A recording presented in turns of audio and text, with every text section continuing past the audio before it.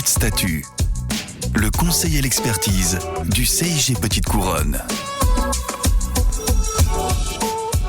Bonjour et bienvenue à tous dans notre émission Minute Statut, le Zoom consacré aujourd'hui à l'entretien professionnel annuel des agents publics. L'entretien professionnel annuel des agents publics est obligatoire. Il remplace depuis 2015 la notation par un échange entre l'agent public et son supérieur hiérarchique direct afin d'apprécier la valeur professionnelle de l'agent par une évaluation qualitative et non chiffrée. Cet entretien donne lieu ensuite à un compte-rendu signé par le supérieur hiérarchique et l'agent. L'entretien a pour but de faire le bilan de l'année écoulée en fonction des objectifs fixés et de définir ceux de l'année à venir. Il permet également de discuter des besoins de formation de l'agent, de son environnement de travail, des points à améliorer, ainsi que de reconnaître son travail. Cet entretien est aussi l'occasion d'échanger sur les ambitions professionnelles de l'agent. En résumé, c'est un moment d'écoute et de dialogue entre l'agent et son supérieur hiérarchique direct.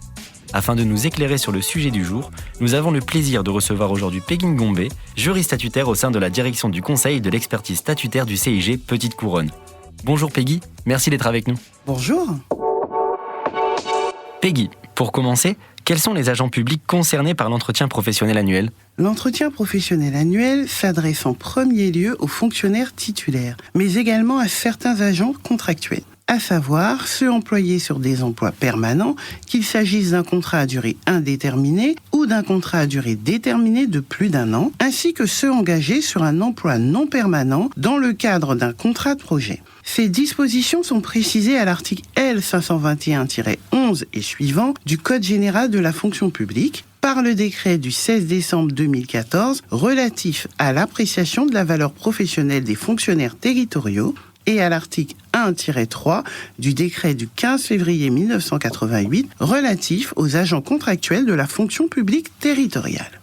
Peggy, pouvez-vous nous expliquer comment concrètement se déroule l'entretien professionnel annuel ?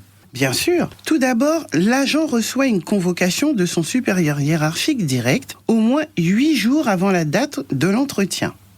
Cette convocation doit être accompagnée de la fiche de poste de l'agent et d'un exemplaire de la fiche d'entretien.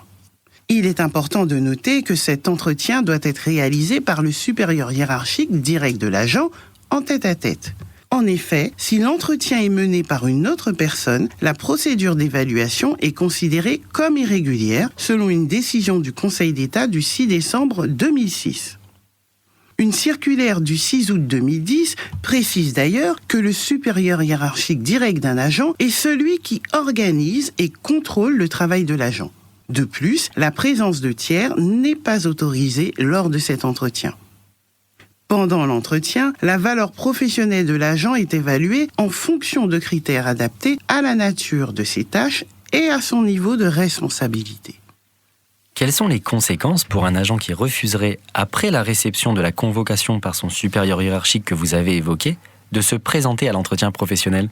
Si l'agent refuse de participer à l'entretien professionnel, l'administration l'informe des conséquences de ce refus et le note dans le compte-rendu. Dans le cas où l'agent persiste dans son refus, une sanction disciplinaire peut être appliquée à son encontre pour manquement à l'obligation d'obéissance hiérarchique conformément à la circulaire ministérielle du 23 avril 2012. On notera tout de même que dans une décision du 25 octobre 2023, le juge administratif a précisé que malgré le refus de l'agent, son supérieur hiérarchique doit tout de même évaluer sa manière de servir en son absence. Vous avez évoqué un délai de 8 jours à respecter entre la date de convocation et la tenue de l'entretien. Que se passe-t-il en cas de non-respect de ce délai ? En cas de non-respect du délai de 8 jours pour convoquer l'agent, la procédure est considérée comme irrégulière. Il y a un risque d'annulation du compte-rendu de cet entretien. Lorsque le délai de 8 jours n'est pas respecté, l'agent peut signaler cette irrégularité et demander le report de l'entretien. Et si jamais l'entretien devait être reporté ? Le délai de 8 jours serait-il de nouveau applicable lors de la seconde convocation ? Les textes n'évoquent pas ce cas de figure. Néanmoins, afin d'éviter toute irrégularité, il conviendrait d'être prudent et d'appliquer de nouveau un délai de 8 jours entre la date de la nouvelle convocation par le supérieur hiérarchique et la tenue effective de l'entretien avec l'agent. Peggy, selon le rapport annuel sur l'état de la fonction publique publié en 2023 par le ministère de l'Action publique, de la fonction publique et de la simplification, un peu plus de 74 000 agents ont changé d'établissement en 2021. Au regard de ce chiffre, nos auditeurs pourraient se demander s'il est possible d'évaluer un agent arrivé tardivement en cours d'année. Bien que l'entretien professionnel soit obligatoire, aucune disposition spécifique n'est prévue dans les textes pour ce cas de figure. Ainsi, un agent arrivé tardivement en cours d'année doit être évalué par son supérieur hiérarchique, même s'il y a eu peu de temps de service. L'évaluation tiendra compte du temps réellement travaillé et des objectifs fixés durant cette période. De plus, un jugement du tribunal administratif de Melun du 10 décembre 2015 précise qu'en cas de changement d'affectation, l'entretien doit être mené par le nouveau supérieur hiérarchique direct de l'agent. Celui-ci doit toutefois prendre en compte les résultats et la manière de servir de l'agent pendant la période où il n'était pas placé sous son autorité. Très bien. Pour aller plus loin, permettez-moi de vous soumettre un cas concret. Un agent absent pour raison de santé, durant une longue période, bénéficie-t-il d'un entretien professionnel ? Oui, le fait que l'agent soit absent pour raison de santé n'empêche pas son supérieur hiérarchique de le convoquer à l'entretien par courrier lors de la campagne d'entretien. Néanmoins, un entretien professionnel peut être organisé au retour de l'agent, même après une longue absence.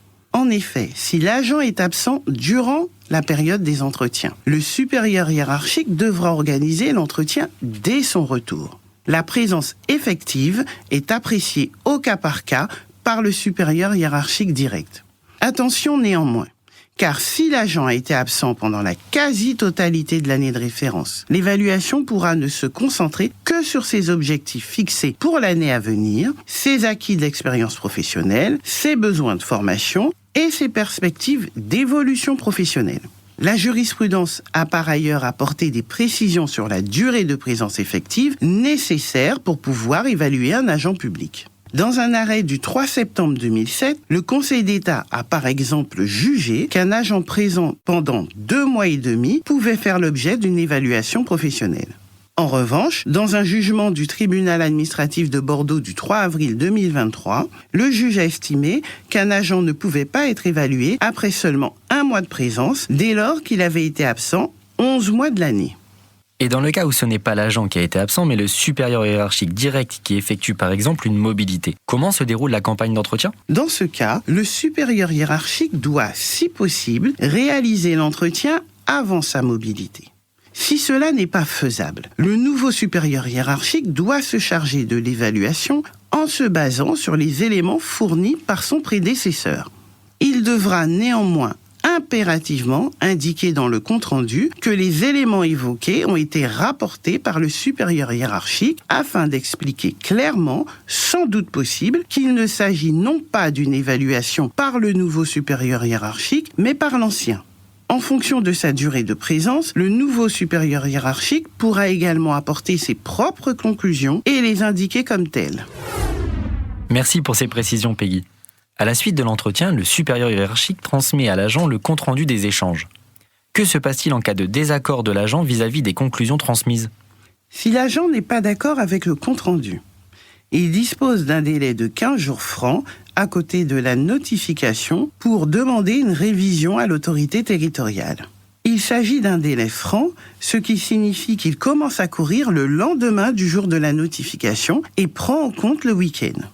L'autorité territoriale peut par la suite accepter, rejeter ou partiellement modifier le compte-rendu dans un délai de 15 jours à compter de la date de réception de la demande de révision du compte-rendu de l'entretien professionnel. En cas de désaccord persistant, l'agent peut solliciter l'avis de la commission administrative paritaire pour le fonctionnaire ou de la commission consultative paritaire pour le contractuel dans un délai d'1 mois à compter de la réponse de l'autorité territoriale.